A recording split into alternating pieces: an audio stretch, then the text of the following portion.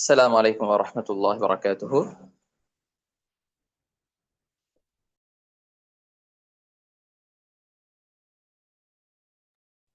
بسم الله الرحمن الرحيم. الحمد لله رب العالمين، والصلاة والسلام على رسول الله وعلى آله وأصحابه أجمعين. أما بعد. மதிப்புக்குரிய சகோதரிகளே, இன்ஷா அல்லாஹ் இன்றைய அமர்வில் சூரத்துல் ஃபலக், சூரத்துன் நாஸுடைய விளக்கத்தை பார்ப்போம். வழமை போன்று சூரை பற்றியான ஒரு அறிமுகத்தை கூறிவிட்டு அதனுடைய விளக்கத்துக்கு தஃப்சீருக்கு செல்வோம் இன்ஷா அல்லாஹ்.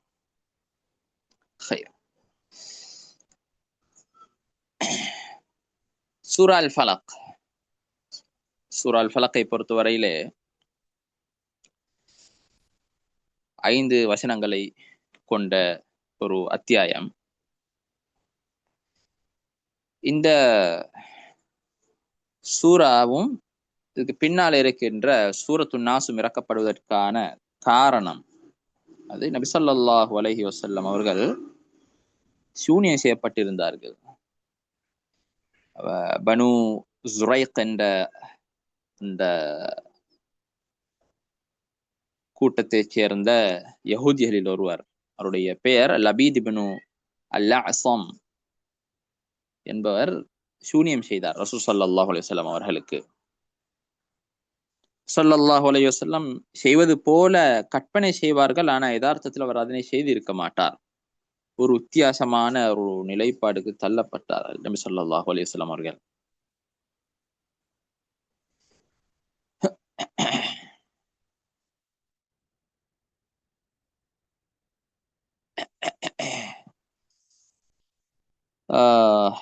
எனவே அது ஒரு நீண்ட ஒரு சம்பவம். சுருக்கமாக சொல்வதாக இருந்தால், அந்த சூனியம் செய்துவிட்டு பிரு தர்வான் என்ற ஒரு ஒரு கிணற்று கீழே அதை வைத்திருந்தார்கள். கிணற்று கீழே அதனை வைத்திருந்தார்கள். அதை நபி ஸல்லல்லாஹு அலைஹி வஸல்லம் அவர்களுடைய முடியிலே அல்லது அந்த வாரின் அந்த ஷீப்பினுடைய பற்கள் அவைகளை எடுத்து கொண்டுதான் அதனை ஒரு பாலையிலே சுற்றி கட்டி அதிலே 11 முடிச்சுகளை இட்டு பிரு தர்வான் என்ற கிணற்றிலேயே போட்டிருந்தார்கள். நபி ஸல்லல்லாஹு அலைஹி வஸல்லம் அவர்கள் முன்னால் சொன்னது போன்று ஒரு வித்தியாசமான ஒரு நிலைப்பாட்டுக்கு அவர் தள்ளப்பட்டார்கள். எனவே அல்லாஹ் தஆலா 2 மலக்குகளை இறக்கி நபி ஸல்லல்லாஹு அலைஹி வஸல்லம் அவர்களுடைய தலை பக்கத்திலும் கால் பக்கத்திலும் வைத்து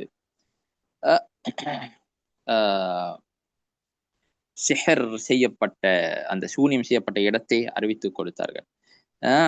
பின்னால் அல்லாஹ் தஆலா இந்த முஅவ்விதத்தான் என்று சொல்லக்கூடிய அல் ஃபலக் அன்-நாஸ், இந்த 2 சூராவுக்கும் உள்ள ஒரு பேரு தான் முஅவ்விதத்தான் என்று சொல்லப்படும். நாம் நேற்று பார்த்த பாடம் முஅவ்விதாத் என்று பார்த்தோம். முஅவ்விதாத் என்கிற சொல்றது குல் ஹுவல்லாஹு அஹத், குல் அஊது பில் ஃபலக், குல் அஊது பின் நாஸ், இந்த 3 சூறாக்களையும் சேர்த்து சொல்லுகின்ற பொழுது முஅவ்விதாத் என்று பேர் சொல்லுவோம். சூரா அல் ஃபலக், சூரா அன்-நாஸ், இந்த 2 சூறாக்களையும் நாம் சொல்லுகின்ற பொழுது முஅவ்விதத்தானி என்று சொல்லுவோம். பாதுகாக்கக்கூடிய 2 சூறாக்கள். இந்த 2 சூறாக்களை அல்லாஹ் தஆலா இறக்கி வைத்தான். ஒவ்வொரு வசனத்தையும் ஓதுகின்ற பொழுது ஒவ்வொரு அந்த முடிச்சியாக கலண்டது. முழுமையாக நபி ஸல்லல்லாஹு அலைஹி வஸல்லம் பரிபூரணமான ஷிஃபாவை பெற்றார்கள். எந்தொரு நோயும் இல்லாமல், எந்த ஒரு நோய் ஏற்பட்டது போல இல்லாமல் முழுமையாக சுகமானார்கள் இந்த 2 சூறாக்களினூடாக. இதுதான் இந்த சூரா அல் ஃபலக், சூரா நாஸ் இறக்கப்படுவதற்கான பிரதானமான காரணம். இந்த செய்தி முஷ்கில் ஆசார், அதே போல இன்னும் பல கிதாபுகளிலே சஹீஹான செய்தியாக இந்த ஹதீஸ் பதிவாகி இருக்கிறது. புகாரி முஸ்லிம்லே இந்த ஹதீஸ், நீண்ட ஒரு ஹதீஸ் வந்திருக்கிறது, பார்த்துக் கொள்ளலாம். ஹைர். அடுத்த விடயம்,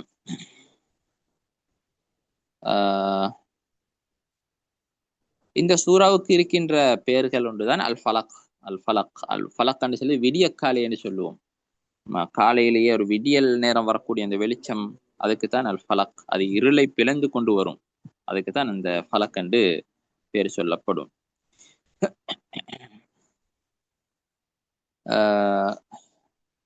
அதே போல முன்னால் சொல்வது போல முஅவ்விதத்தான் என்று சொல்லப்படும். முஅவ்விதத்தான் என்று சொன்னால் சூரா நாஸ், சூரா ஃபலக். அதே முஅவ்விதாத் என்று சொன்னால் சூரா இஹ்லாஸ், சூரா ஃபலக், சூரத்துன் நாஸ் சொல்லப்படும். அல்லாஹ். உக்பா இப்னு ஆமிர் ரலியல்லாஹு அன்ஹு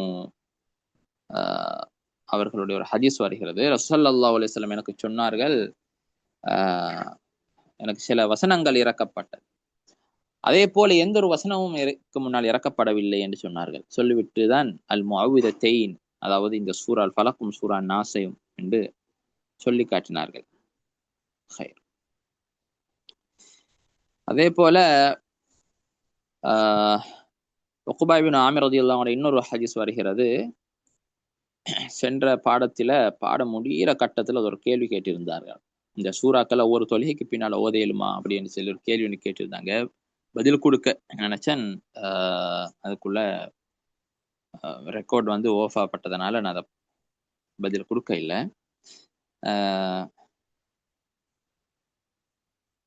இது ஹதீஸ் வருது. உக்பா இப்னு ஆமிர் ரலியல்லாஹு அன்ஹு சொல்றாங்க, அமரனி ரசூலுல்லாஹி ஸல்லல்லாஹு அலைஹி வஸல்லம் அன் நக்ரஅ பில் முஅவ்விதாத்தி ஃபீ துபரி குல்லி ஸலாஹ். ஒவ்வொரு தொழுகைக்கு பின்னாலேயும் முஅவ்விதாத் என்று சொல்லக்கூடிய சூரா இஹ்லாஸ், அதே போல சூரா அல் ஃபலக், சூரா நாஸ், இந்த 3 சூறாக்களையும் ஓதுவதற்கு எனக்கு ஏவினார்கள் என்று சொன்னார்கள். இந்த ஹதீஸ் இது திருமதியிலேயே வரக்கூடிய ஹதீஸ். பலரும் இந்த ஹதீஸ் சஹீஹ் என்று சொல்லியிருக்கிறார்கள், சஹீஹ் என்று சொல்லியிருக்கிறார்கள். பல அடிப்படையில் இந்த ஹதீஸ் பதிவாகி இருக்கிறது. சரி, எனவே ஓதலாம், ஓத வேண்டும், மிக முக்கியமான ஒரு சுன்னா. சரி, இந்த சூறாவுக்கு இருக்கின்ற சிறப்புகளிலே உள்ள ஒரு விடயமும் அதுதான். அதாவது ஒவ்வொரு தொழுகைக்கு பின்னாலும் ஓதுவது ஒரு முஸ்தஹப்பான ஒரு விடயம், இந்த ஹதீஸை அடிப்படையாக வைத்து சொல்லலாம். அதே போல நான் சென்ற பாடத்தில் கூட இந்த 2 சூறாக்களுக்கான இந்த சூரா குல் ஹுவல்லாஹு அஹத்தோடு சேர்த்து சில சிறப்புகளை முன்வைத்திருந்தேன். அது திரும்பவும் நான் மீட்டி சொல்ல வேண்டிய அவசியம் இல்லை. இன்ஷா அல்லாஹ் ஸ்லைட் பின்னால் போடப்படும், அதிலே உங்களுக்கு வாசிப்பதற்கான நேரம் கொடுக்கப்படும். அந்த நேரத்தில் அதனை மீட்டிக் கொள்ளலாம்.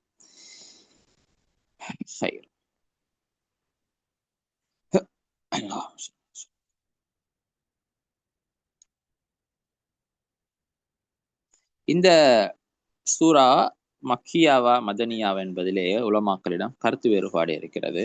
சிலர் இது ஹிஜ்ரத்துக்கு முன்னால் இறக்கப்பட்டது என்றும், இன்னும் சிலர் இது இல்லை, இது ஹிஜ்ரத்துக்கு பின்னால் இறக்கப்பட்டது, அதாவது மக்கியா என்றும் சிலர், இன்னும் சிலர் மதனியா என்றும் சொல்லியிருக்கிறார்கள். மதனியா என்றும் சொல்லியிருக்கிறார்கள். முகாத்தில் இப்னு சுலைமான், அதே மாதிரி ஜஜ்ஜாஜ், சமர்கந்தி, வாஹிதி, சமானி, ஜமக்ஷரி, இப்னு ஜுஸை போல பெரும் பெரும் அறிஞர்கள் அவங்க எல்லாரும் சொல்றாங்க இது மக்கியா, ஹிஜ்ரத்துக்கு முன்னால் இறக்கப்பட்டது என்பதாக சொல்றாங்க. நிறைய இந்த கருத்தை சொல்லியிருக்கிறார்கள்.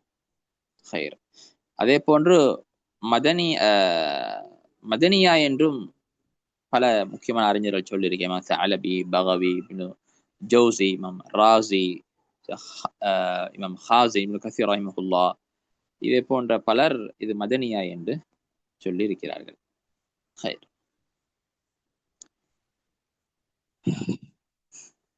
இந்த சூறாவுடைய அடிப்படையான பிரதானமான நோக்கங்களில் ஒன்றுதான் பொதுவாகவும் குறிப்பாகவும் இருக்கிற அனைத்து வகையான கெடுதலிலிருந்தும் பாதுகாவல் தேடுவது. இன்ஷா அல்லாஹ் வசனங்களை தஃப்சீர் செய்கின்ற பொழுது அதனை புரிந்து கொள்ளலாம்.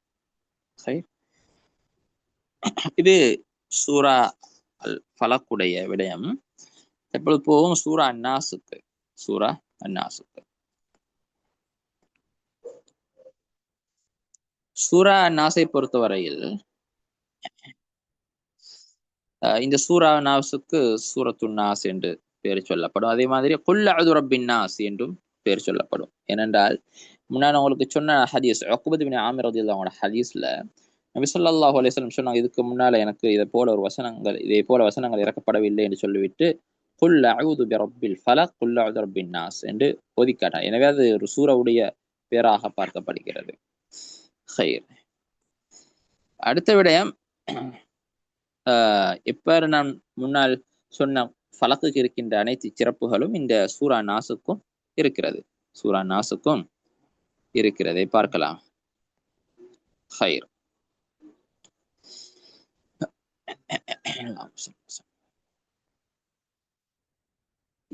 இதுவும் மக்கியா மதனியா என்று நான் முன்னால் சொன்ன அந்த கருத்து வேறுபாடு அப்படியே இந்த இந்த சூறாவுக்கும் வருகிறது. இந்த சூறாவுக்கு சூரா நாஸுக்கும் வருகிறது, மக்கியா மதனியா என்ற விடயம். இந்த சூறாவுடைய அடிப்படையான நோக்கம் ஒன்றுதான், மனிதர்களுடைய உள்ளங்களிலே ஷைத்தான் ஊசலாட்டத்தை போடுவான்.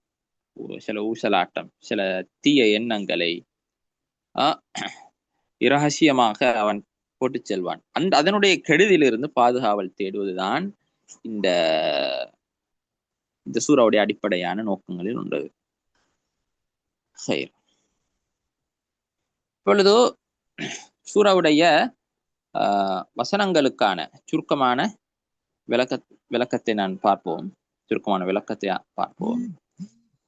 அதுக்கு பின்னால் ஸ்லைட் ஓபன் பண்ணதற்கு பின்னால நீங்க அதை இன்ஷா அல்லாஹ் வாசிப்பீங்க. வாசிக்கிற நேரம் நாம் சொன்ன விடயங்களை முழுமையாக உள்வாங்கிக் கொள்வீங்க. ஹைர், பார்ப்போம். முதலாவது சூரா அல் ஃபலக்குடைய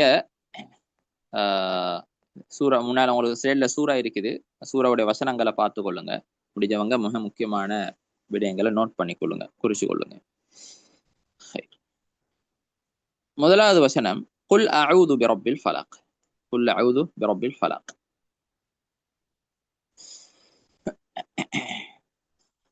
அல் ஃபலக் என்பதற்கு அதனுடைய அர்த்தம் என்னவென்றால், இருளை பிளந்து வரக்கூடிய விடிய காலை. இதுக்குத்தான் நம்ம சுபக நேரம் இருக்குது இல்லையா, இதுக்குதான் ஃபலக் என்று சொல்லுவோம்.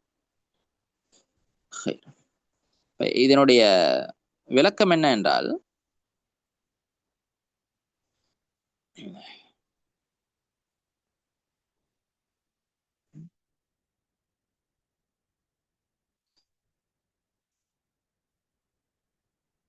நபி ஸல்லல்லாஹு அலைஹி வஸல்லம் அவர்களை பார்த்து அல்லாஹ் தஆலா சொல்கிறான், அல்லாஹ்விடம் பாதுகாவல் தேடியவனாக கூறுங்கள். என்ன கூறுங்கள்? இருளை பிளந்து வரக்கூடிய அந்த விடிய காலையை படைத்த அல்லாஹ்விடம் நான் பாதுகாவல் தேடுகிறேன் என்று கூறுங்கள். இதுதான் இதனுடைய விளக்கம். ரைட். அடுத்த வசனம், மின் ஷர்ரி மா ஹலக். மின் ஷர்ரி மா ஹலக். சொல்லக்கூடிய கருத்துக்களை நல்லா கிரகிச்சு கொள்ளுங்க. இந்த வகுப்புடைய அடிப்படையான நோக்கம் அதுதான். வசங்களுக்கான சரியான புரிதல் உங்களிடம் இருக்க வேண்டும். மின் ஷர்ரி மா ஹலக. மின் ஷர்ரி மா ஹலக.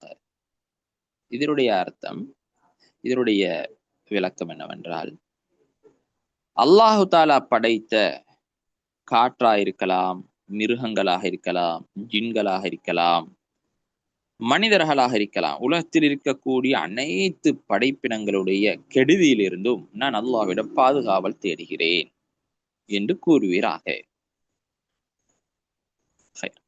இதுல உலகத்தில் இருக்கக்கூடிய எல்லா படைப்பினங்களும் உள்ளால் வரும். இது நான் சொல்லக்கூடிய தஃப்சீர், இது தஃப்சீர் இப்னு ஜரீர், முக்கியமான தஃப்சீர் அல் வஸீத், பதாயில் ஃபவாயித் இப்னு கைம் ரஹிமஹுல்லாஹ்வுடைய தஃப்சீர் இப்னு கஸீர் போன்ற கிதாபுகள் இருந்து சுருக்கமாக முன்வைக்கிறேன். அடுத்தது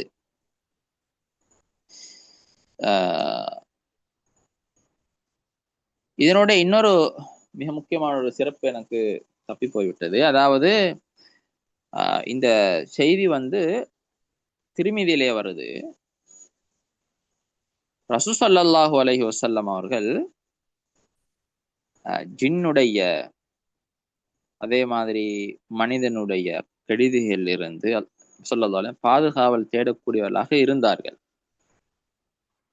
ஏற்கனவே அல்லாஹ்விடம் பாதுகாவல் தேடக்கூடியவராக இருந்தார்கள். எப்பொழுதும் இந்த இரண்டு சூறாக்களும் இறக்கப்பட்டதோ அப்பொழுது இந்த இரு சூறாக்களை மாத்திரம் எடுத்துக்கொண்டு அடுத்த அனைத்தையுமே விட்டு விட்டார்கள். ஏன்னா அந்த அளவுக்கு இது ஒரு பவர்ஃபுல்லான இரண்டு சக்தி வாய்ந்த ஒரு சூறாக்கள். இது இந்த செய்தியை அபூ ஸஈத் அல்-குத்ரி ரலியல்லாஹு அன்ஹு அறிவிக்கிறாங்க. இது திருமிதியிலே நசையிலே இப்னு மாஜாவிலே வரக்கூடிய சஹீஹான செய்தி.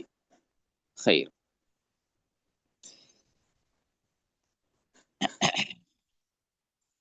அதே போல இதிலே ஒரு ஒரு சக்தி இருக்குது என்பது என்னவென்றால், இந்த சூறாவிலே அனைத்து கெடுதிகளை விட்டும், அனைத்து என்னென்ன படைப்புகள் இருக்கிறதோ, கண்ணுக்கு விளங்கக்கூடிய படைப்பாக இருக்கலாம், கண்ணுக்கு விளங்காத படைப்பாக இருக்கலாம், சின்னதாக இருக்கலாம், பெரியதாக இருக்கலாம், அது மனிதனாக இருக்கலாம், ஜின்களாக இருக்கலாம், எதுவாக இருந்தாலும் அனைத்தினுடைய கெடுதியிலிருந்தும் காக்கக்கூடிய ஒரு சக்தி சூறாவுக்கு இருக்கிறது. ஹைர்.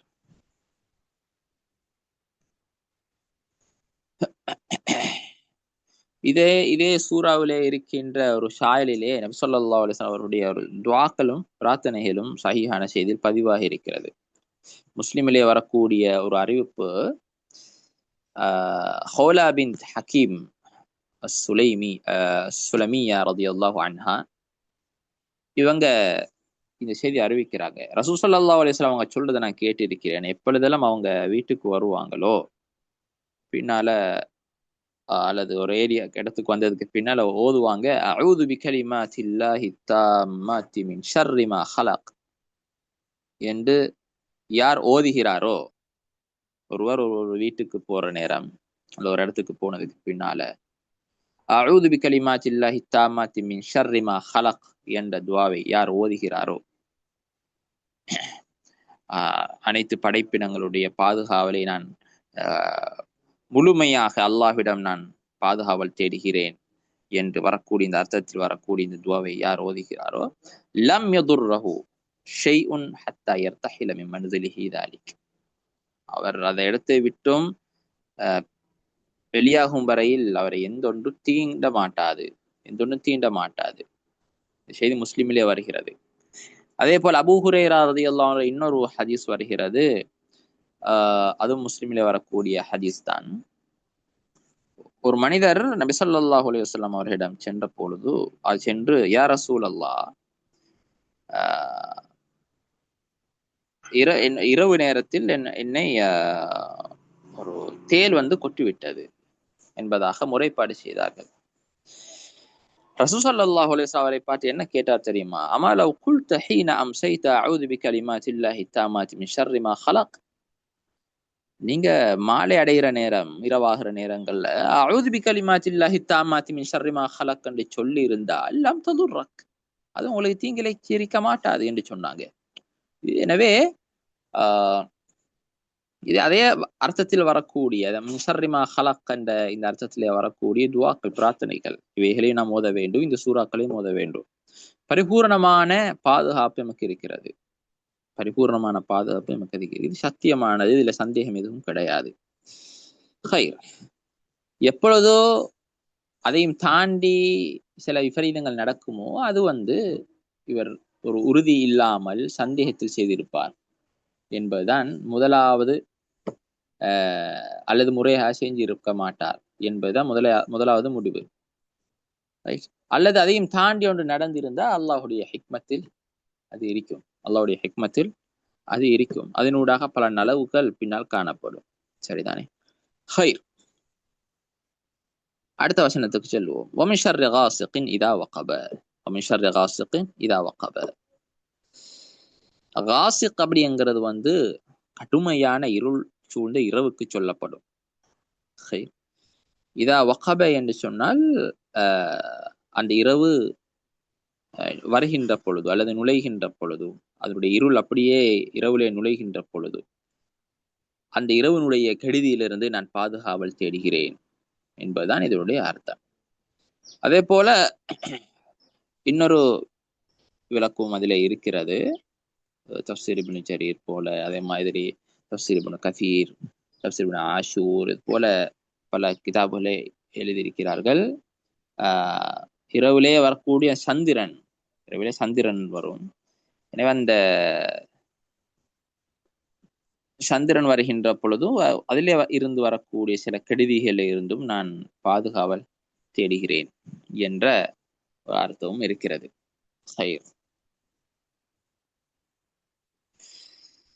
ஏனென்றால் இந்த அந்த சந்திரன் என்று சொல்லக்கான காரணம் என்னவென்றால் திருமிதி நசை இது போன்ற கிதாபிலே வரக்கூடிய ஒரு ஹதீஸ் இருக்கிறது. ஆயிஷா ரலியல்லாஹு அறிவிக்கிறாங்க, நபி ஸல்லல்லாஹு அலைஹி வஸல்லம் அவர்கள் ஒரு நாள் சந்திரனை பார்த்து சொன்னார். சந்திரனை பார்த்தார்கள்.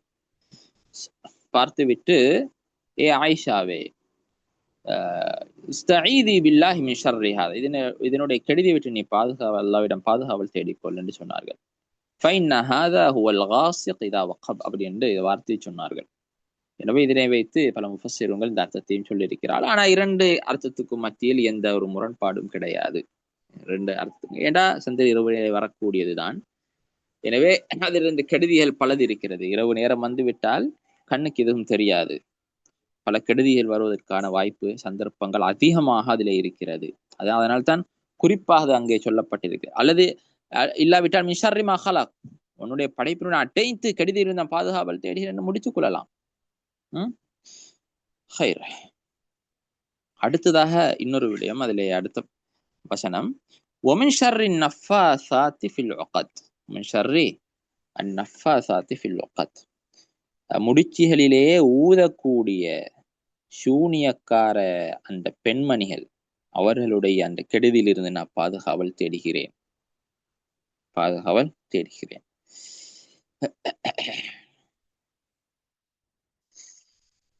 ஏன் இங்கே முன்னால் இரவு நேரம் சம்பந்தமாக சொல்லிவிட்டு இங்கே சூனியம் சம்பந்தமாக அல்லாஹ் தஆலா சொல்ற காரணம் என்னவென்றால், பொதுவாக இரவு நேரத்தில் தான் சூனியக்காரர்களுடைய வேலை திட்டம் இருக்கும்.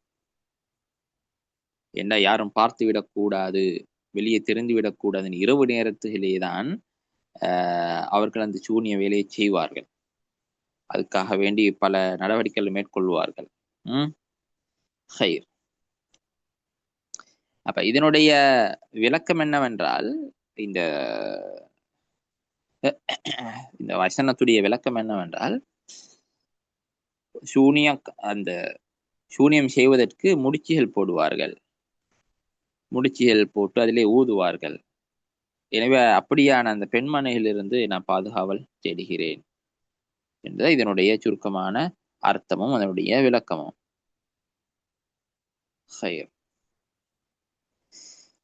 அடுத்த வசனம், மின் ஷர்ரி ஹாசிதின் இதா ஹஸத, மின் ஷர்ரி ஹாசிதின் இதா ஹஸத,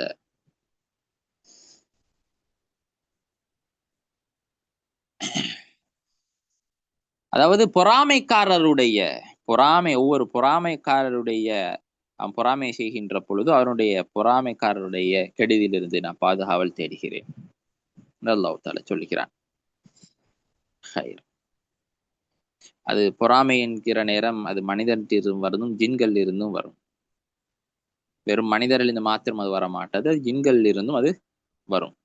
பொறாமைங்கிறது என்ன என்றால், இந்த இடத்தில் ஒரு சுருக்கமான ஒரு விளக்கத்தை தர நினைக்கிறேன். அதாவது பொறாமை, கண்ணூறு, சூனியம், இதை பற்றி ஒரு சுருக்கமான ஒரு விளக்கம் தந்தால் அது பிரயோஜனமாக இருக்கும் நினைக்கிறேன். பொதுவாக பொறாமைங்கிறது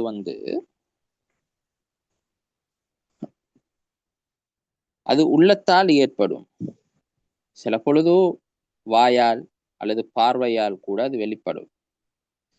கண்ணூர் என்கிறது வெறும் அது கல்பிலே, அது நஃப்ஸிலே இருந்து வெளியாகக்கூடிய ஒன்றுதான் கண்ணூர் என்கிறது. அது வெறும் கண்ணால் பார்த்ததின் ஊடாக வரும். சில நேரம் வாயாலும், சில நேரம் நல்ல விடயங்களை கதைப்பார், அதனை புகழ்ந்து பேசுவார். ஆனால் அதனுடைய அடிப்படை என்னவென்றால், அவர் கண்ணால பார்த்து உள்ளத்திலிருந்து வரக்கூடிய ஒரு விபரீதம் தான் அந்த கண்ணூரி என்கிறது. சரி. ஆனா ஹசத் என்கிறது, அதாவது பொறாமை என்கிறது, அது உள்ளத்தாலும் வரும், பேச்சாலும் வரும், பார்வையாலும் வரும்.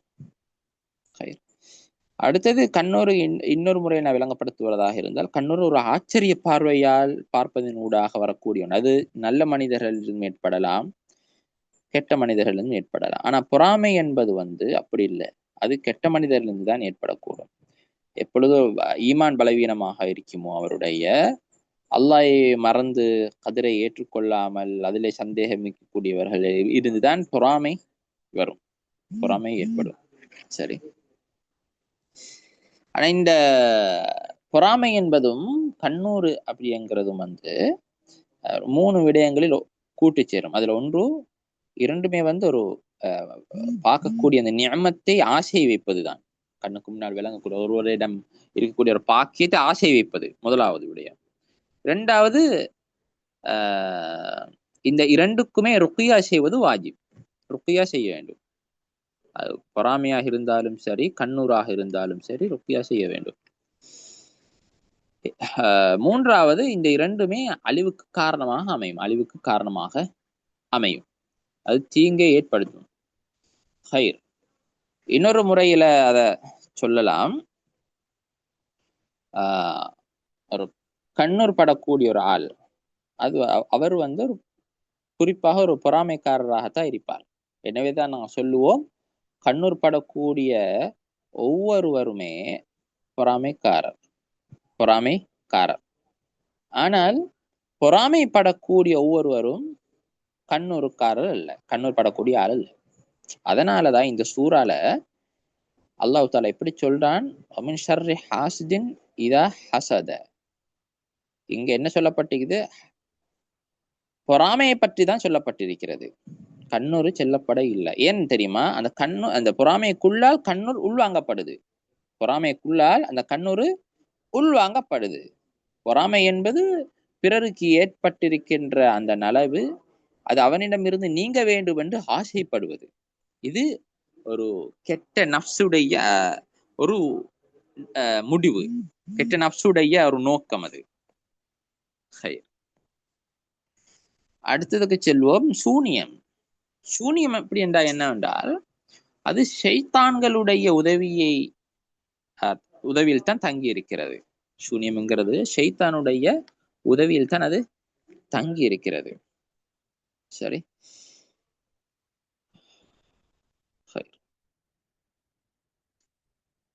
எனவேதான் எங்கள் சூறால எங்களுக்கு பார்க்கலாம், இந்த சூனியத்துக்கும் பொறாமைக்கும் மத்தியில் அல்லாஹ் தஆலா சேர்த்து சொல்லியிருக்கிறான். அந்த நஃப்ஸும் ஷைத்தானும் ஷைத்தான்ங்கிறது அப்படியே சூனியத்தோட சம்மந்தப்படும், நஃப்ஸுங்கிறது பொறாமையில சம்மந்தப்படும். ஷைத்தானும் அதோட உள்வாங்கப்படுவான். இது ரெண்டும் அதிலேயே சொல்லப்பட்டிருக்காத காரணம் அதுதான்.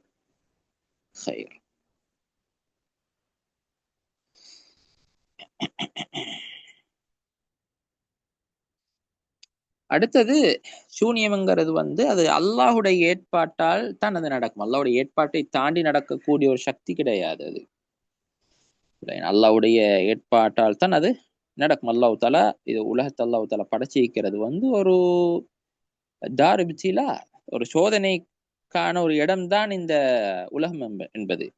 அல்லாஹ் தஆலா தீங்கையும் வைத்து தீங்கில் எப்படி பாதுகாப்பு தேட வேண்டும் என்பதையும் அல்லாஹ் தஆலா செய்திருக்கிறான், படிச்சு கொடுத்திருக்கிறான். நபி ஸல்லல்லாஹு அலைஹி வஸல்லம் அவர்கள் ஊடாக எங்களுக்கு அதை அல்லாஹ் தஆலா படிச்சு தந்திருக்கிறான். எனவே சூனியம் இல்லை என்கிறது முழுமையாக மறுப்பது அது தவறான கொள்கை. அது சமீபத்திலே முஆசிர்களுடைய சமூகத்திலே இருக்கக்கூடிய சிலருடைய நிலைப்பாடு அது. ஆனா யதார்த்தத்தில் நபியில இருந்து பின்னால் இருந்த சஹாபாக்கள், தாபியீன்கள், பின்னால் இருந்த அறிஞர்களுடைய பார்க்கின்ற பொழுது பலரும் அதனை ஏற்றுக்கொண்டிருக்கிறது. யதார்த்தமானது, உண்மையானது. நிச்சயமாக அதுக்கு ஒரு ஹகீகத் இருக்கிறது. ஆனா அது அல்லாஹுடைய ஏற்பாட்டால் அது நடக்கும். அல்லாஹுடைய ஏற்பாட்டை தாண்டி அது நடைபெற மாட்டாது.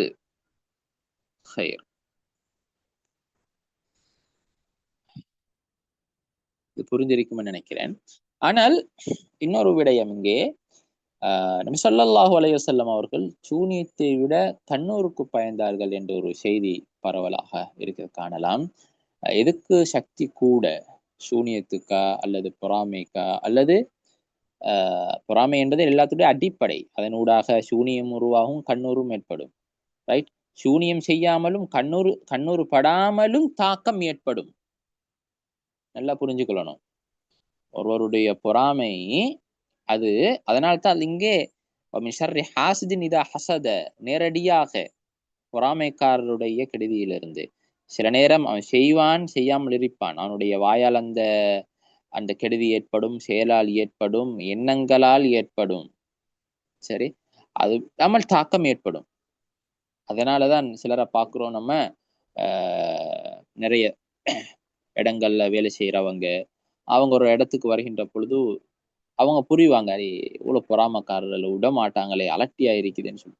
உண்மை அவங்க பொறாமைக்காரர்கள் அவர் பக்கத்துல இருக்கிறாங்க. ஆனா அவங்க அவருக்கு சூனியம் செய்யவும் இல்லை, கண்ணூர் படவும் இல்லை. ஆனா அந்த பொறாமையுடைய தாக்கத்தால உள்ளத்துல நிம்மதி இல்லை. அந்த இடத்துட்டு போ பார்ப்பாரு, அந்த இடத்துட்டு விலகி போ பார்ப்பாரு.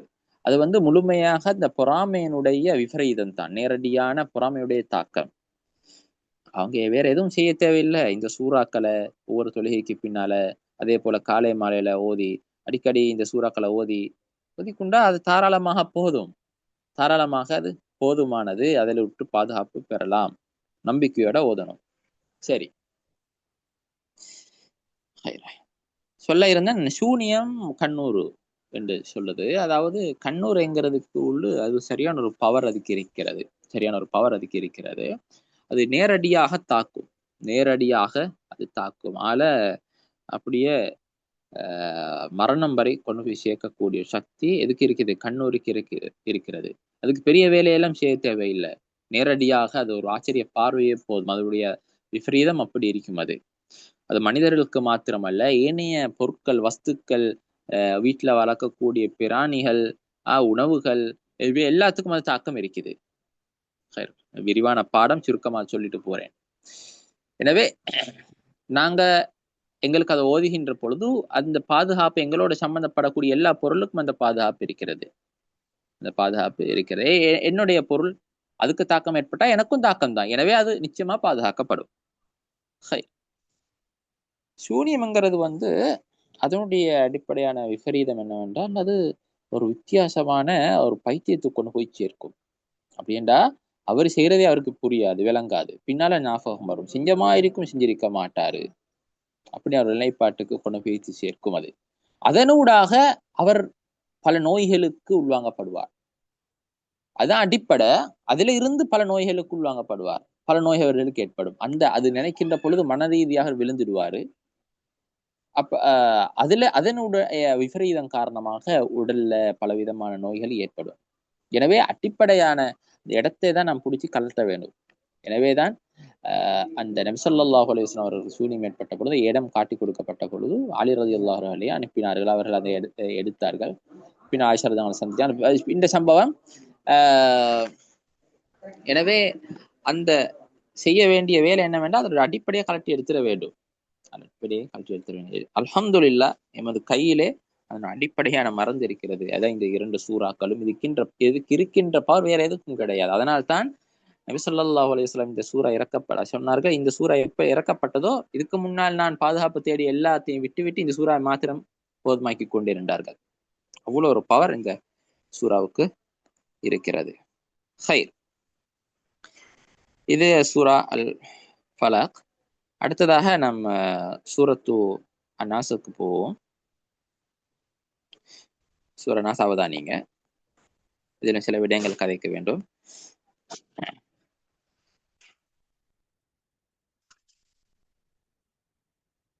சூரா நாசுடைய வசனங்களுடைய விளக்கம். குல் அஊது பிரப்பின் நாஸ், அல்லாஹ்விடம் பாதுகாவல் தேடியவனாக நபி ஸல்லல்லாஹு அலைஹி வஸல்லம் அல்லாஹ் தஆலா பார்த்து சொல்றான், அல்லாஹ்விடம் பாதுகாவல் தேடியவனாக நீ கூறுங்கள், அஊது பிரப்பின் நாஸ், அஊது பிரப்பின் நாஸ், மக்களுடைய காரியங்களை திட்டமிட்டு செய்யக்கூடிய, அவர்களுடைய நிலைமைகளை சரி செய்யக்கூடிய, சீராக்கக்கூடிய இரட்சகனிடமே நான் பாதுகாவல் தேடுகிறேன் என்று கூறுங்கள். மலிக்கின் நாஸ், அனைத்து மக்களின் அரசனிடம், அனைத்து மக்களும் அவனுடைய கண்ட்ரோலில் தான், அவருடைய அவனுடைய அதிகாரத்து கீழால் தான் மக்கள் இருப்பார்கள். அவனுடைய சக்தி கீழால் தான் இருப்பார்கள்.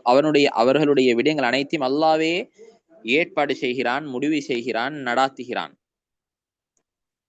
இலாஹின் நாஸ், மக்களால் உண்மையாக வணங்கப்படக்கூடிய ரப்பிடம் இரட்சகனிடம் பாதுகாவல் தேடுங்க. அவனை தவிர வேற உண்மையா வணங்கப்படக்கூடிய எதுவுமே உலகத்தில் கிடையாது. எதனை விட்டு பாதுகாவல்? மின் ஷர்ரில் வஸ்வாசில் ஹன்னாஸ். மின் ஷர்ரில் வஸ்வாசில் ஹன்னாஸ். அல்லாவை ஞாபகப்படுத்துகின்ற பொழுது மறைந்து பின்வாங்கி செல்லக்கூடிய, அல்லாவை மறக்கின்ற பொழுது வெளியால் முன்னோக்கி வருகின்ற ஷைத்தானுடைய கெடுதியிலிருந்து பாதுகாவல் தேடுகிறேன். ஏனென்றால் அல்லாஹ் தஆலா சூரத்துல் அராஃபிலே சொல்லுகின்றான், وَإِمَّا يَنزَغَنَّكَ مِنَ الشَّيْطَانِ نَزْغٌ فَاسْتَعِذْ بِاللَّهِ إِنَّهُ سَمِيعٌ عَلِيمٌ. ஷைத்தான்ல இருந்து ஏதாவது ஒரு குற்று, ஏதாவது ஒரு தீங்கு உங்களை வருகின்ற பொழுது நீங்கள் அல்லாஹ்விடம் பாதுகாவல் தேடிக்கொள்ளுங்கள். பாதுகாவல் தேடிக்கொள்ளுங்கள். ஏனென்றால் ஷைத்தான் என்பவன் அது எப்பொழுதுமே மனிதனுக்கு தீங்கிழைப்பதற்காக வேண்டியே இருக்கிற ஒருவன். ரைட். முஸ்லிமிலே வரக்கூடிய ஒரு செய்தி, அப்துல்லாஹ் பின் மஸ்ஊத் ரலியல்லாஹு அன்ஹு சொல்றாங்க, மா மின்கும் மின் அஹதின் இல்லா வகத் உக்கில பிஹி கரீனுஹு மினல் ஜின். அதாவது உலகத்திலே இருக்கின்ற அனைவருக்கும் இடமும் ஒரு ஷைத்தான் இருந்து கொண்டே இருப்பான். இது சொன்ன பொழுது சஹாபாக்கள் கேட்டார்கள், வையாக்க யா ரசூலல்லாஹ், வையாக்க யா ரசூலல்லாஹ், உங்கள்கிட்டயும் இருக்குதா? சொன்னாங்க, என்கிட்டயும் இருக்குது, எனக்கும் அது சாட்டப்பட்டு இருக்கிறது. இல்ல அன்னல்லாஹ ஆனனி அலைஹி ஃபஅஸ்லம. அல்லாஹ் எனக்கு உதவி செஞ்சு அவன் இஸ்லாத்தை ஏற்றுக்கொண்டான். அவன் இஸ்லாத்தை ஏற்றுக்கொண்டான் என்று சொன்னார்கள். ஹைர். இந்த இஸ்லாத்தை ஏற்றுக்கொண்டான் என்ற இந்த அர்த்தம் இமாம் நவவி ரஹிமஹுல்லாஹ் அந்த முஸ்லிமுக்கு இருக்கின்ற அந்த விரிவுரையில் அவர்கள் 2 அர்த்தங்களை சொல்லுகிறார்கள். அஸ்லமே என்று சொல்றது ஒன்று, அதுக்கு லிமை என்று சொல்லப்படும். அதாவது அந்த ஃபஅஸ்லமு அல்லது ஃபஅஸ்லம, இரண்டுக்கும் வித்தியாசம் இருக்கிறது. ஃபஅஸ்லமு என்று சொன்னால் நான் அவனுடைய கெடுதியிலிருந்து, அவனுடைய ஃபித்னாவிலிருந்து நான் தப்பி விட்டேன், அல்லாஹ் எனக்கு உதவி செய்து விட்டான், அப்படியான ஒரு அர்த்தமும் இருக்கிறது. ரைட். இன்னொரு அர்த்தம் இருக்குது ஃபஅஸ்லம. ஃபஅஸ்லம என்றால் அவன் அந்த ஷைத்தான் அவன் முஃமினாக மாறிவிட்டான், எனக்கு அவன் அளவை தான் செல்லுகிறான், கெடுதியை ஏவுவது கிடையாது என்ற இந்த 2 அர்த்தமும் அந்த எதுக்கு இருக்கிறது? அந்த ஹதீஸ்ல நான் முன்னால் சொன்ன ஹதீஸுக்கு இருக்கிறது. ஹைர். பொதுவாக இன்னொரு ஹதீஸுக்கு புகாரில வரக்கூடிய செய்தி, ஷைத்தான் என்ன செய்வான் என்றால் படிக்கின்ற பொழுது 3 முடிச்சுகளை போடுவான். 3 முடிச்சுகளை போடுவான். அதுல ஒன்று சொல்லுவான், போட்டு விட்டு என்னவென்றால், அது அலைக்க லைலுன் தவீல் ஃபர்குத், இன்னும் இரவு இருக்கிறது, இன்னும் நேரம் இருக்குது, தூங்கு தூங்கு என்று சொல்லுவான். ஒவ்வொரு முடிச்சியிலை குமத்தியில சொல்லுவான் அதை. எனவே ஒரு அடியான் எப்பொழுதும் விழித்து அல்லாஹ்வை ஞாபகம் செய்கிறானோ அப்பொழுது ஒரு முடிச்சு கலந்து விடும். அப்படி துவா ஓதுகின்ற பொழுது ஒரு முடிச்சு கலந்து விடும். உது எடுக்கின்ற பொழுது இன்னொரு முடிச்சு கலண்டு விடும். தொழுகின்ற பொழுது இன்னொரு முடிச்சு கலண்டு விடும். முழுமையாக மன நிம்மதியாக ரிலாக்ஸாக அவன் எழும்பி செல்வான், காலை அடைவான். அவ்வாறு இல்லை என்று இருந்தால் நபி ஸல்லல்லாஹு அலைஹி வஸல்லம் சொன்னார்கள், அஸ்பஹ ஹபீஸன் நஃப்ஸி கஸ்லான், ஒரு சோம்பேறியாகத்தான் காலை அடைவான், சோம்பேறியாகத்தான் காலை அடைவான். இது புகாரி முஸ்லிம் வரக்கூடிய ஹதீஸ். இதனை ஞாபகம் வைத்துக் கொள்ள வேண்டும் நம்ம. ஹைர். இதுவரைக்கும் பார்த்திருக்கிறோம், மின் ஷர்ரில் வஸ்வாஸில் ஹன்னாஸ் வரைக்கும் பார்த்திருக்கிறோம். அடுத்தது, அல்லதி யுவஸ்விசு ஃபீ சுதூரின் நாஸ், மக்களுடைய உள்ளங்களிலே ரகசியமாக மறைமுகமாக கெடுதிகளை போடக்கூடியவன், கெடுதியான கெட்ட சிந்தனைகளை உள்ளத்திலே போடக்கூடிய, வழிகேட்டாக்கு செல்லக்கூடிய, கெட்ட விஷயங்களை தூண்டக்கூடிய, நலவை விட்டு பின்வாங்கக்கூடிய விடயங்களை மறைமுகமாக போடக்கூடியவன் அவன். மின்னல் ஜின்னதி வன்னாஸ், போடக்கூடிய அந்த ஷைத்தான் இருக்கிறான், அது ஜின்கள் இருந்தும் இருக்கிறார்கள், மனிதர்களிலும் இருக்கிறார்கள். கெட்ட மனிதர்கள், கெட்ட ஷைத்தான்கள். கெட்ட மனிதர்கள், கெட்ட ஷைத்தான்கள். ஹைர். சுருக்கமாக இதனை நான் பார்த்து விட்டோம். அல்ஹம்துலில்லாஹ். இப்பொழுது நாம் ஸ்லைடுக்கு போவோம் இன்ஷா அல்லாஹ்.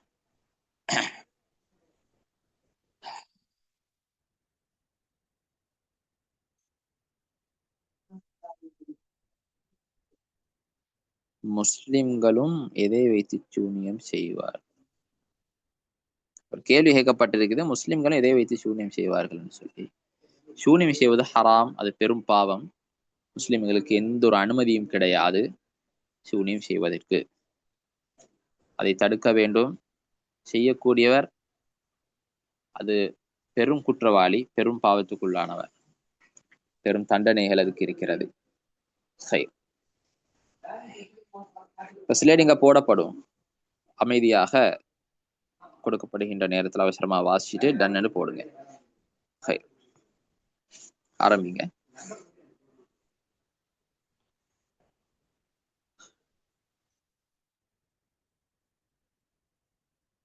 வாசிச்சு முடிச்சவாங்க டன்னு போடுங்க.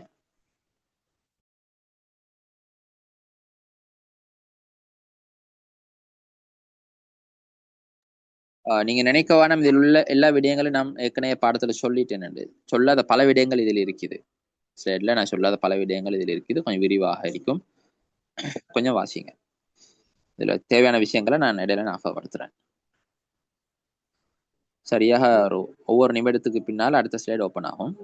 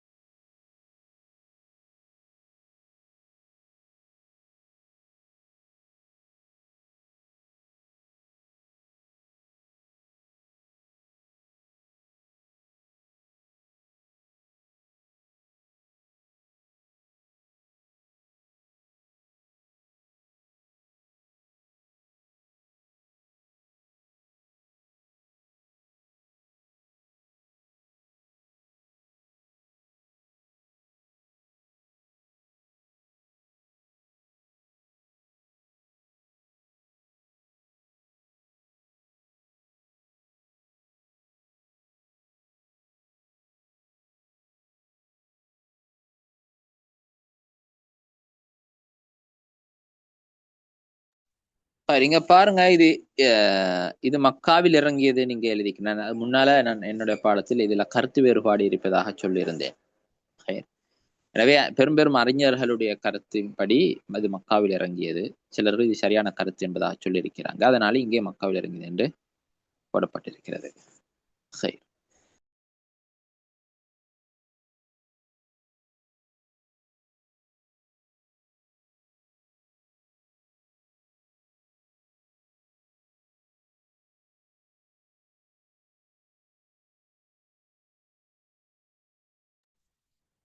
சூறாவுக்கு இருக்கின்ற மருத்துவ பலம் முதலாவது. அதுக்கான ஹதீஸ் இங்கே கொடுக்கப்பட்டிருக்கிறது. இந்த ஹதீஸ்லாம் நேற்று நான் ஞாபகப்படுத்தியிருந்தேன். அவசரமா வாசிங்க.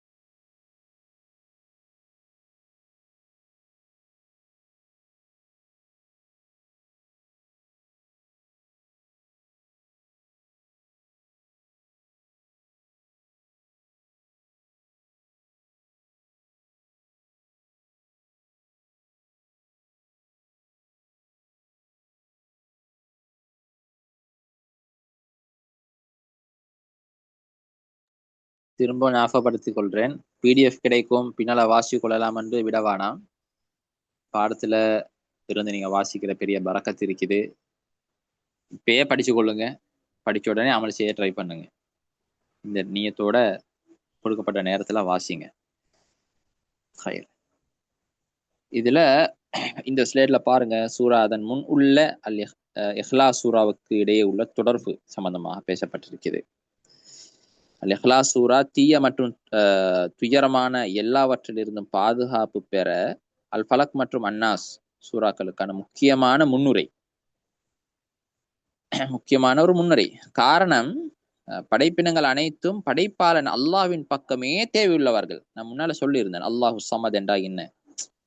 எனவே அவனால் மாத்திரமே தீமைகளை தடுக்க முடியும். எனவே அவனிடம் மாத்திரமே பாதுகாப்பு தேட வேண்டும் என்பதை சூரா இஹ்லாஸ் ஆரம்பமாக உணர்த்துகிறது. எனவே அனைத்து மக்களும் அவன் பக்கமே தேவையான, அவன் தான் சக்தி வாய்ந்தவன், அவன் தண்ணி இருந்து அனைத்தையும் செய்யக்கூடியவன், அவனால் மட்டும்தான் பாதுகாப்பு தர முடியும். சரி, அது பின்னால சூரால் ஃபலக் மற்றும் சூரத்துன் நாஸ் இரண்டுக்கும் உள்ள தொடர்பு என்ன?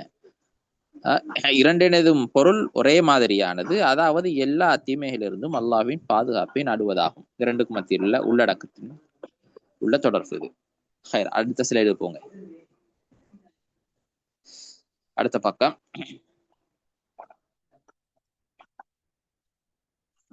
இதை கொஞ்சம் 2 நிமிடம் டைம் தருவோம், வாசிங்க. 2 நிமிடம் நேரம் டைம் தருவோம், வாசிங்க. இப்ப 52க்கு அடுத்த ஸ்லைடு ஓப்பன் ஆகும். நல்லா இதை ஆழமாக யோசிச்சு கொள்ளும், பாருங்க.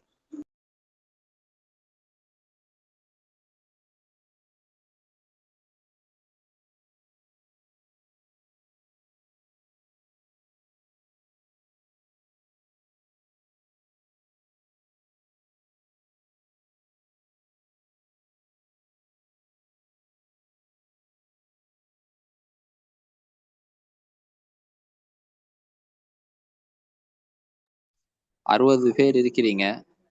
மற்றவங்களும் வாசிச்சுட்டு டன்னு போடுங்க. வாசிச்சவங்க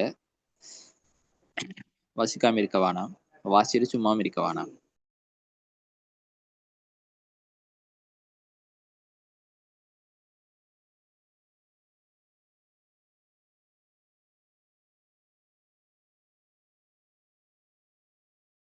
இது பிரதானமான பகுதி. இந்த பகுதியை வைத்துதான் இன்ஷால்லா நாளைய தினம் நாங்க ஒரு பயிற்சி செய்ய இருக்கிறோம். இது சரியா புரிந்து கொண்டாதான் நாளுடைய பயிற்சி எங்களுக்கு அது ஒரு இன்பமாக முழு சூறாவுடைய அப்படி உள்ளத்துல பதிய வைப்பதற்கான ஒரு பயிற்சி நடக்கும் இன்ஷால்லா நாளைக்கு. இதை இப்ப நீங்க வாசிச்சு கொள்ளுங்க அழகா.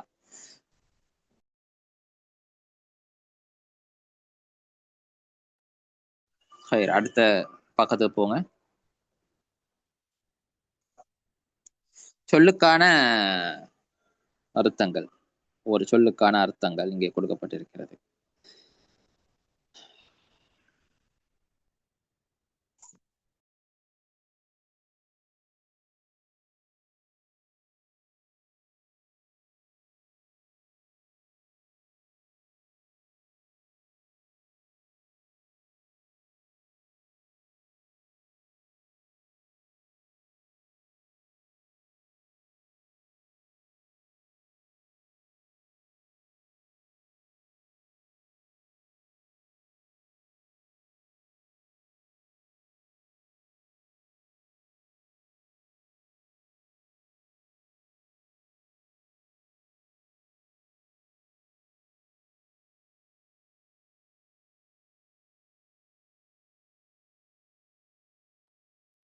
அடுத்த பக்கத்துக்கு போவோம்.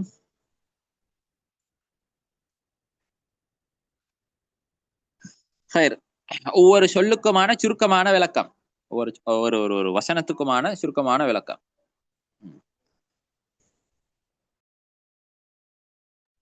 மனநம் என்றத போல வாசிங்க. இதை பாடமாக்க போறேன். இந்த வசனத்துடைய விளக்கம் இதுதான். இந்த மனநமிழ போறேன் என்ற அந்த நீயத்தோட வாசிங்க, அப்பதான் பதியும் ஆழமா.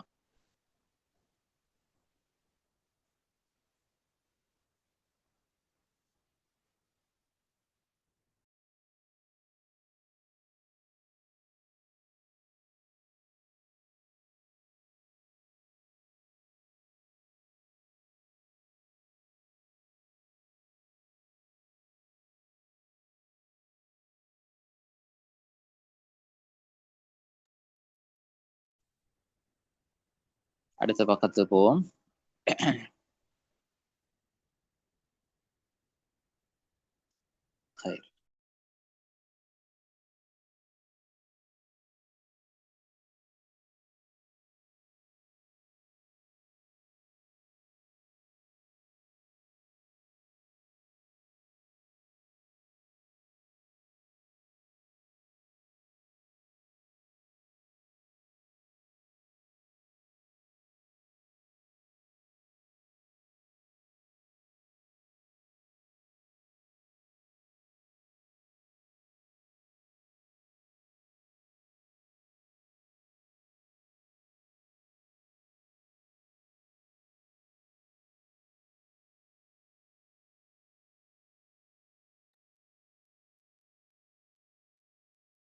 ஹைர், அல்ஹம்துலில்லாஹ்.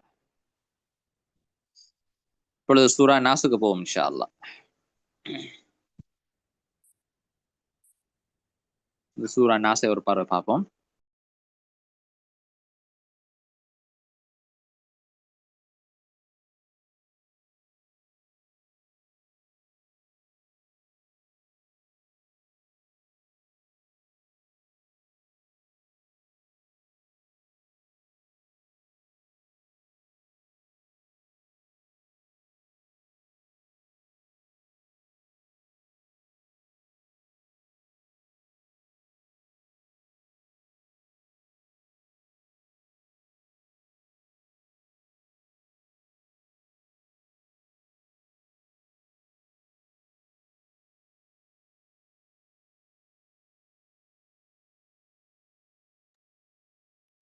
சூரா நாஸ் இப்ப போடப்படும். சூரா நாஸ் இன்ஷா அல்லாஹ் முடிச்சதுக்கு பின்னால குறிப்பிட்ட இந்த பிடிஎஃப் வந்து உங்களோட குழுமத்துல போடப்படும்.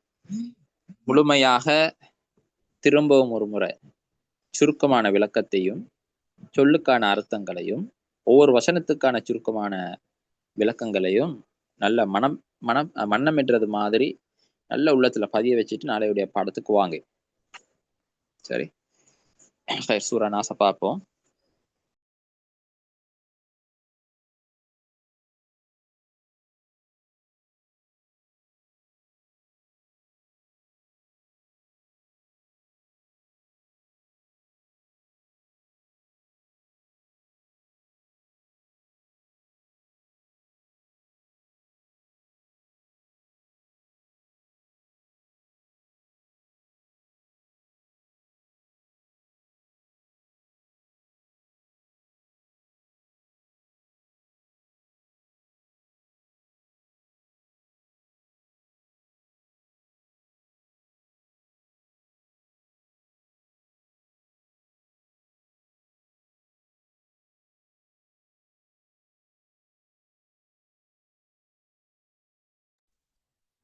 ஸ்டார்ட் பண்ணுங்க வாசிக்கிறதுக்கு.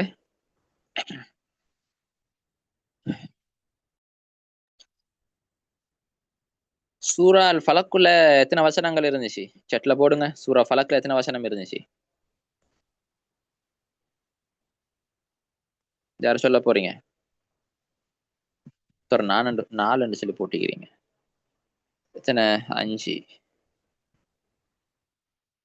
5 வசனங்கள். 5 வசனங்கள். சூரா நாஸ்ல 6 வசனங்கள். மொத்தம் எத்தனை? டோட்டல் எத்தனை?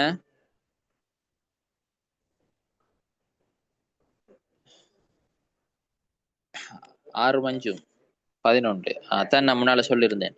11 முடிச்சுகள் வந்து போடப்பட்டிருந்துச்சு. 11 முடிச்சுகள் வந்து போடப்பட்டிருச்சு. ஒவ்வொரு வசனத்தை மோதுகின்ற பொழுதோ ஒவ்வொரு முடிச்சுகளாக கலண்டுச்சு. சரிதானே?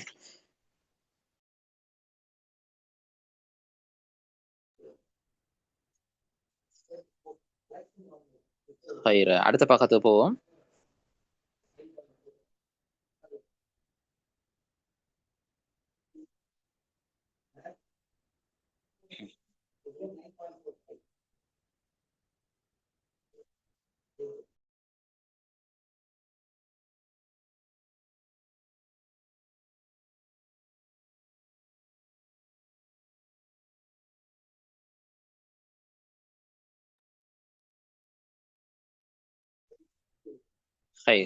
அடுத்த பக்கத்தை செல்வோம்.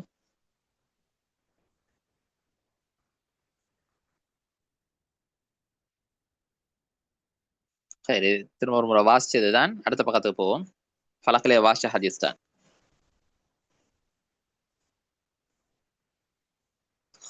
இதையும் அடுத்த பக்கத்தை செல்வோம். இது நீங்க ஃபலக்லே வாசிச்ச ஹதீஸ். அதுனா கொஞ்சம் பாருங்க.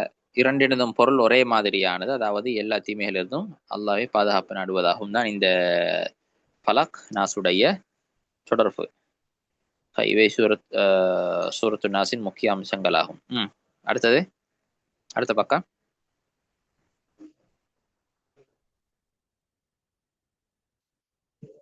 இதை கொஞ்சம் வாசிங்க. இதுக்கு ஒரு நிமிடம் தருவோம், வாசிங்க.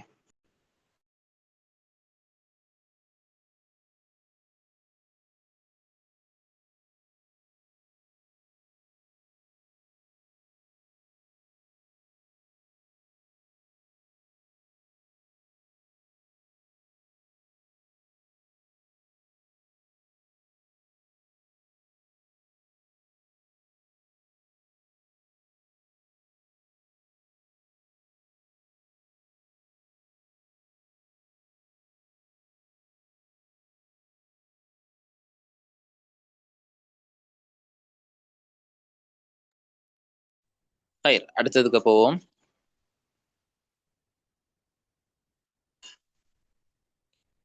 சரி, சொல்லுகளுக்கான அர்த்தம் இதையும் கொஞ்சம் பாருங்க. சொல்லுக்கான அர்த்தம் தரதுக்கான பிரதானமான காரணம், ஒரே சொல் திரும்ப பல சூறாக்கள்ல வரும். அதை நீங்க பார்த்து பார்த்து பாடமாக்குற நேரம் ஒரே சொல் வந்து தக்ரார் ஆகின்ற பொழுது, திரும்ப திரும்ப வருகின்ற பொழுது அதனுடைய சொல்லுக்கான அர்த்தம் உங்களுக்கு மனனமாகும், பாடமாகும். இதுதான் இதனுடைய அடிப்படையான நோக்கம். அது இல்லாம நீங்க இந்த குர்ஆனுக்கு தஃப்சீர் விளக்கம் சொல்லணும், பார்த்து புரியணும், அதுவல்ல. இதனுடைய விளக்கங்களை புரியறதுக்கும் அர்த்தங்களை மனதில் பதிய வைத்துக் கொள்வதற்கும், அந்த வசனம் ஓதுகின்ற படுகின்ற பொழுது, சொல் வருகின்ற பொழுது அந்த வசனத்துடைய அர்த்தம் அப்படி உங்களுக்கு உள்ளத்துல வரணும். அதுதான் எங்களோட அடிப்படையான நோக்கம். சார், அதுக்காக நீங்க கட்டாயமா சொல்லுக்கான அர்த்தங்களை வாசிங்க, பாடமாக்குறது மாதிரி. இப்ப குள்ளுன்னு சொல்லி இப்ப பாடமாகி இருக்குமா உங்களுக்கு? மலிக்குங்கிறது பாடமாக்கணும், ரப்பண்டா என்னன்னு பாடமாக்கி இருக்கும், அந்நாசண்ட அர்த்தம் என்னன்னு புரிஞ்சிருக்கும். அடுத்த பக்கத்துக்கு போவோம்.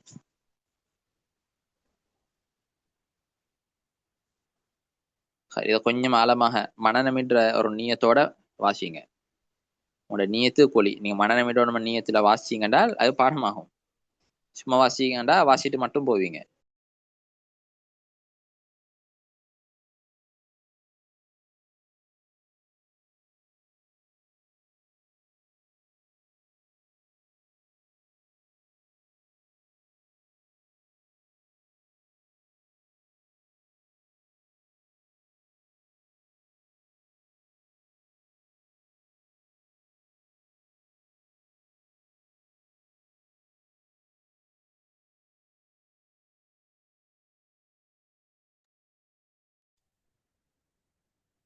அடுத்த பக்கத்துக்கு போவோம்.